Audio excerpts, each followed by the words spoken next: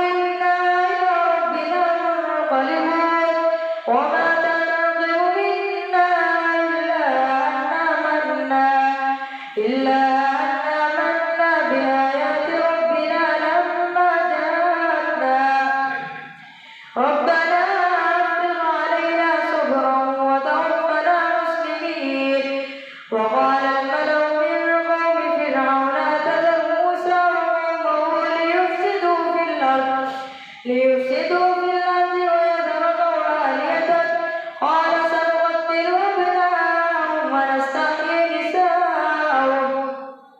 وإنا فوقهم قاهرون قال موسى لقومه استعينوا بالله واصبروا إن الأرض لله يورثها من يشاء من عباده والعاقبة للمتقين قالوا أوذينا من قبل أن تأتينا ومن بعد ما جئتنا قال عسى ربكم أن يهلك عدوكم ويستخلفكم في الأرض فينظر كيف تعملون ولقد أخذنا آل فرعون بالسنين ونقص من الثمرات لعلهم يذكرون فإذا جاءتهم الحسنة قالوا لنا هذه وإن تصبهم سيئة يطيروا بموسى ومن معه ألا إنما طائرهم عند الله ولكن أكثرهم لا يعلمون وقالوا مهما تأتنا به من آية لتسحرنا بها فما نحن لك بمؤمنين فأرسلنا عليهم الطوفان والجراد والقمل والضفادع والدم آيات مفصلات فاستكبروا وكانوا قوما مجرمين ولما وقع عليهم الرجز قالوا يا موسى ادع لنا ربك بما عهد عندك لئن كشفت عنا الرجز لنؤمنن لك ولنرسلن معك بني إسرائيل لئن كشفت عنا الرجز لنؤمنن لك ولنرسلن معك بني إسرائيل فلما كشفنا عنهم الرجز إلى أجل هم بالغوه إذا هم ينكثون فانتقمنا منهم فأغرقناهم في اليم بأنهم كذبوا بآياتنا وكانوا عنها غافلين وأورثنا القوم الذين كانوا يستضعفون مشارق الأرض ومغاربها التي باركنا فيها وتمت كلمة ربك الحسنى على بني إسرائيل بما صبروا ودمرنا ما كان يصنع فرعون وقومه وما كانوا يعرشون وجاوزنا ببني إسرائيل البحر فأتوا على قوم يعكفون على أصنام لهم قالوا يا موسى اجعل لنا إلها كما لهم آلهة قال إنكم قوم تجهلون إن هؤلاء متبر ما هم فيه وباطل ما كانوا يعملون قال غير الله يبغيكم إلها وهو فضلكم على العالمين وإذ أنجيناكم من آل فرعون يسومونكم سوء العذاب يقتلون أبناءكم ويستحيون نساءكم وفي ذلكم بلاء من ربكم عظيم الله أكبر سمع الله لمن حمده الله أكبر الله أكبر الله أكبر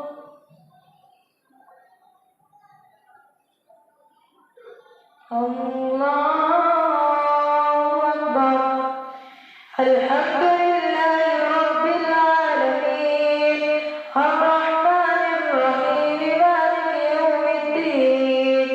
إياك نعبد وإياك نستعين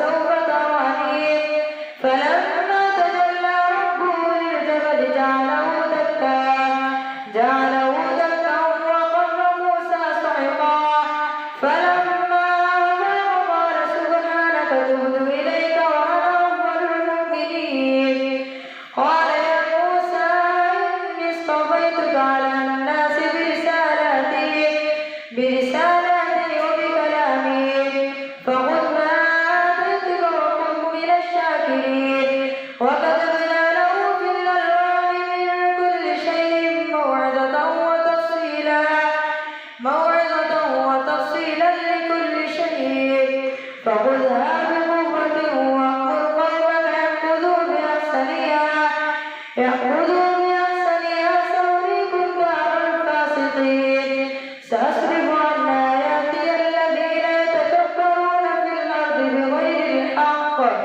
وإن يروا كل آية لا يؤمنوا بها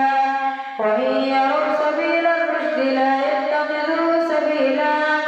وإن يروا سبيل الغي يتخذوه سبيلا ذلك بأنهم كذبوا بآياتنا وكانوا عنها غافلين والذين كذبوا بآياتنا ولقاء الآخرة حبطت أعمالهم هل يجزون إلا ما كانوا يعملون واتخذ قوم موسى من بعده من حليهم عجلا جسدا له خوار فقالوا هذا واتخذ قوم موسى من بعده من حليهم عجلا جسدا له خوار ألم يروا أنه لا يكلمهم ولا يهديهم سبيلا اتخذوه وكانوا ظالمين ولما سقط في أيديهم رأوا أنهم قد ضلوا قالوا لئن لم يرحمنا ربنا ويغفر لنا لنكونن من الخاسرين ولما رجع موسى إلى قومه غضبان آسفا قال بئس ما خلفتموني من بعدي أعجلتم أمر ربكم وألقى الألواح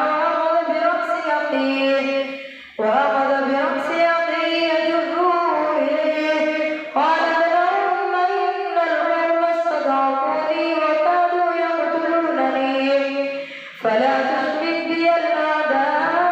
ولا تجعلني مع القوم الظالمين قال رب اغفر لي ولأخي وأدخلنا في رحمتك وأنت أرحم الراحمين إن الذين اتخذوا العجل سينالهم غضب من ربهم وذلة في الحياة الدنيا وكذلك نجزي المفترين والذين عملوا السيئات ثم تابوا من بعدها وآمنوا إن ربك من بعدها لغفور رحيم ولما سكت عن موسى الغضب أخذ الألواح وفي نسختها هدى ورحمة للذين هم لربهم يرهبون واختار موسى قومه 70 رجلا لميقاتنا فلما أخذتهم الرجفة قال رب لو شئت أهلكتهم من قبل وإياي أتهلكنا بما فعل السفهاء منا إن هي إلا فتنة تضل بها من تشاء وتهدي من تشاء أنت ولينا فاغفر لنا وارحمنا وأنت خير الغافرين واكتب لنا في هذه الدنيا حسنة وفي الآخرة إنا هدنا إليك قال عذابي يصيب به من نشاء ورحمتي وسعت كل شيء فسأكتبها للذين يتقون ويؤتون الزكاة والذين هم بآياتنا يؤمنون الذين يتبعون الرسول النبي الأمي الذي يجدونه مكتوبا عندهم في التوراة والإنجيل يأمرهم بالمعروف وينهاهم عن المنكر ويحل لهم الطيبات ويحرم عليهم الخبائث ويضع عنهم إصرهم والأغلال التي كانت عليهم فالذين آمنوا به وعزروه ونصروه واتبعوا النور الذي أنزل معه أولئك هم المفلحون. قل يا أيها الناس إني رسول الله إليكم جميعا الذي له ملك السماوات والأرض لا إله إلا هو يحيي ويميت فآمنوا بالله ورسوله النبي الأمي الذي يؤمن بالله وكلماته واتبعوه لعلكم تهتدون. ومن قوم موسى أمة يهدون بالحق وبه يعدلون. وقطعناهم 12 أسباطا أمما وأوحينا إلى موسى إذ استسقاه قومه أن اضرب بعصاك الحجر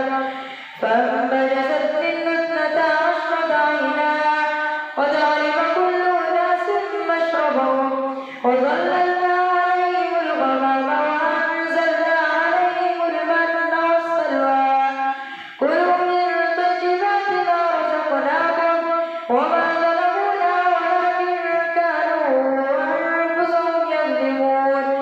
وإذ قيل لهم اسكنوا هذه القرية وكلوا منها حيث شئتم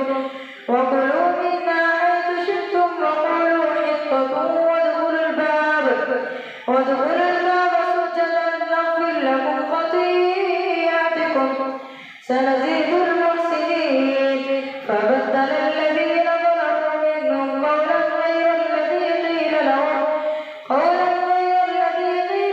فأرسلنا عليهم رجزا من السماء بما كانوا يظلمون. واسألهم عن القرية التي كانت حاضرة البحر إذ يعدون في السبت إذ تأتيهم حيتانهم يوم سبتهم شرعا ويوم لا يسبتون لا تأتيهم كذلك نبلوهم بما كانوا يفسقون. وإذ قالت أمة منهم لم تعظون قوما الله مهلكهم أو معذبهم عذابا شديدا قالوا معذرة إلى ربكم ولعلهم يتقون. فلما نسوا ما ذكروا به أنجينا الذين ينهون عن السوء وأخذنا الذين ظلموا بعذاب بئيس بما كانوا يفسقون. فلما عتوا عما نهوا عنه قلنا لهم كونوا قردة خاسئين. وإذ تأذن ربك ليبعثن عليهم إلى يوم القيامة من يسوءهم سوء العذاب إن ربك لسريع العقاب وإنه لغفور رحيم. وقطعناهم في الأرض أمما منهم الصالحون ومنهم دون ذلك وبلوناهم بالحسنات والسيئات لعلهم يرجعون. فخلف من بعدهم خلف ورثوا الكتاب يأخذون عرض هذا الأدنى ويقولون سيغفر لنا وإن يأتيهم عرض مثله يأخذوه. ألم يؤخذ عليهم ميثاق الكتاب ألا يقولوا على الله إلا الحق ودرسوا ما فيه والدار الآخرة خير للذين يتقون أفلا تعقلون. والذين يمسكون بالكتاب وأقاموا الصلاة إنا لا نضيع أجر المصلحين. وإن تقل الجبل فوقهم كأنه ذلة وظنوا أنه واقع بهم خذوا